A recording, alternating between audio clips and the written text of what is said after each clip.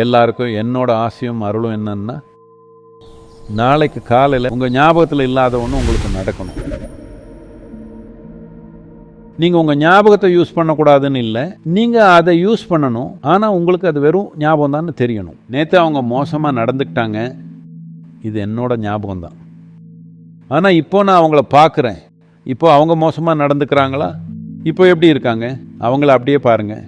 நேற்று அவங்க மோசமாக நடந்துக்கிட்டாங்க, இதே நீங்கள் சுமந்துக்கிட்டு இருந்தால் 100 நாள் கழித்து அவங்கள பார்க்கும்போது உங்கள் தலையில் இருக்கிற அசிங்கம் 100 மடங்கு ஆகிடும். உங்களுக்கு வெறுப்பு வர்ற அளவுக்கு அது பல மடங்கு ஆகிடும். உங்களால் யாரையும் நம்ப முடியாது. உங்களால் யாரையும் அவங்க எப்படி இருக்காங்களோ அப்படியே பார்க்க முடியாது. ஒருவேளை அவங்க இந்த ட்ரெஸ் போட்டிருக்கும் போது உங்ககிட்ட மோசமாக நடந்திருக்கலாம். 10 வருஷம் கழித்து வேறு யாரோ அதே ட்ரெஸ் போட்டுட்டு வராங்க, அவங்கள பார்த்ததுமே மோசமானவங்களாக இருக்கலாம். ஹலோ, இப்படி நடக்குதா இல்லையா? ஸோ உங்கள் ஞாபகங்கள் உங்களை ஆள்றதுக்கு அனுமதிக்காதீங்க. நீங்கள் தான் உங்கள் ஞாபகங்களை ஆளணும். அது உபயோகமானது, அதை நீங்கள் யூஸ் பண்ணணும்.